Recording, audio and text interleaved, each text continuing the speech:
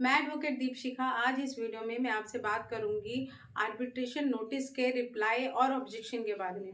बहुत सारे लोगों की क्वेरीज थी कि हमारे पास आर्बिट्रेशन का नोटिस आया है, तो उसका रिप्लाई हम करें कैसे करें या फिर ऑब्जेक्शन हम कैसे करें।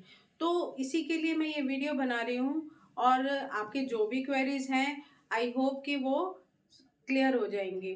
तो सबसे पहले हम रिप्लाई कैसे करें आर्बिट्रेशन का। रिप्लाई करने के लिए सबसे पहले हमको कि हमारा सब्जेक्ट है रिप्लाई करने का, तो उसमें हमारे पास क्या क्या होना चाहिए। अब रिप्लाई करने के लिए सबसे पहले चीज़ आती है कि क्या आप जो भी आउटस्टैंडिंग अमाउंट के लिए वो आर्बिट्रेशन प्रोसीडिंग हो रही है वो मतलब उससे आप सेटिस्फाई हैं। अगर आप सेटिस्फाई नहीं हैं तो उस पर ऑब्जेक्ट कर सकते हैं। आप उनसे जो भी वो आउटस्टैंडिंग जो अमाउंट है जिस पे डिस्प्यूट अराइज हुआ है उसकी डिटेल्स आप उनसे मांग सकते हैं कि हमें ये डिटेल्स चाहिए, हमें क्लैरिफिकेशन नहीं हो रहा है।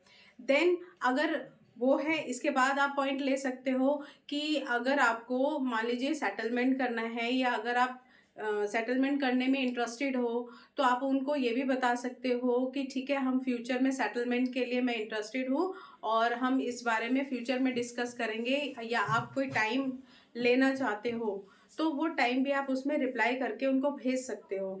तो भेजने के लिए जिस भी सेंडर्स जहाँ से भी आपके पास आर्बिट्रेशन का नोटिस आया है उसी सेंडर एड्रेस पे आप भेजेंगे और अपने नाम से जो भी आपका नाम है, और आप चाहें तो रिप्लाई किसी भी एडवोकेट के माध्यम से भी भेज सकते हैं। अब हम सेकंड बात कर लेते हैं ऑब्जेक्शन की।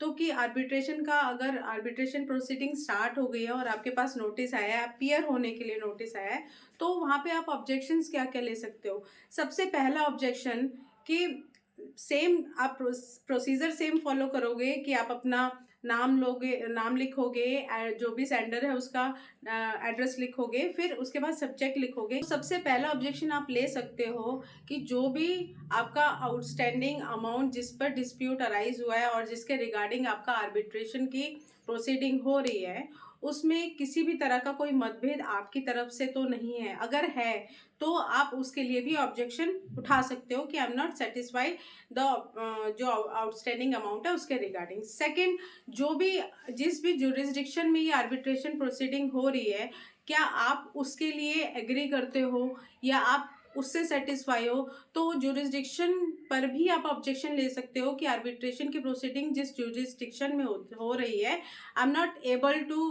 गो, मतलब वहां पे मैं जाने के लिए सक्षम नहीं हूँ।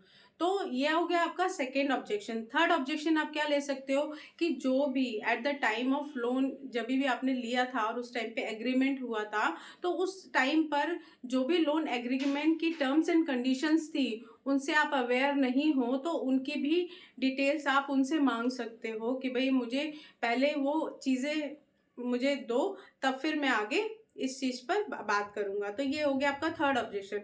नेक्स्ट ऑब्जेक्शन के आप क्या ले सकते हो कि क्या आपको पहले से इस चीज़ के लिए इन्फॉर्मेशन थी कि आर्बिट्रेशन की प्रोसीडिंग होंगी, या फिर आप अवेयर थे कि आर्बिट्रेशन की प्रोसीडिंग हो रही है। अगर आप अवेयर नहीं थे, पहले से आपको इन्फॉर्मेशन नहीं थी, तो उस पर भी आप ऑब्जेक्शन ले सकते हो। देन फिर आप ऑब्जेक्शन ले सकते हो कि जो आर्बिट्रेशन की जो प्रोसीडिंग हो रही है अभी इस टाइम पे होने के लिए अभी प्री मैच्योर है, मतलब कि अभी ना तो टाइम है क्योंकि ये सारी चीज़ें अभी क्लैरिफाई नहीं हुई हैं, तो इस क्लॉज के तहत इसमें प्रोसीडिंग करना अभी सही नहीं है। तो उसके लिए आप टाइम मांग सकते हो फर्दर उसके लिए, या फिर आप ऑब्जेक्शन ले सकते हो कि आपको मतलब आपको सेटलमेंट करना है फ्यूचर में, तो उसके लिए भी आप डिस्कस कर सकते हो कि हमें टाइम चाहिए। तो ये सारे ऑब्जेक्शंस आप लेकर के वही उनके एड्रेस पे सेंड कर सकते हो। तो ये तो हो गया आपका आर्बिट्रेशन के लीगल नोटिस, जो भी नोटिस आता है उसका रिप्लाई, या फिर आर्बिट्रेशन के में अगर आपको ऑब्जेक्शन लेना है तो आप कैसे ले सकते हो। तो ये थी मेरी वीडियो आर्बिट्रेशन के रिप्लाई और ऑब्जेक्शन के बारे में। इसके रिगार्डिंग मेरी कोशिश रही है कि मैं सारी आपकी जो भी रिप्लाई हैं या क्वेरीज हैं मैं उनको क्लियर कर पाऊँ। अगर फिर भी अगर आपको इस रिगार्डिंग कोई भी दिक्कत आ रही है तो आप मेरे दिए गए नंबर पे आप संपर्क कर सकते हैं 6 से 8 बजे के बीच में, या आप कमेंट करके भी चैनल पर मेरे से क्वेरी कर सकते हो। और मैं कोशिश करूँगी कि आपके जो भी कमेंट्स हैं उनका या क्वेरीज़ हैं उनका मैं रिप्लाई करूँ। जय हिंद, जय भारत।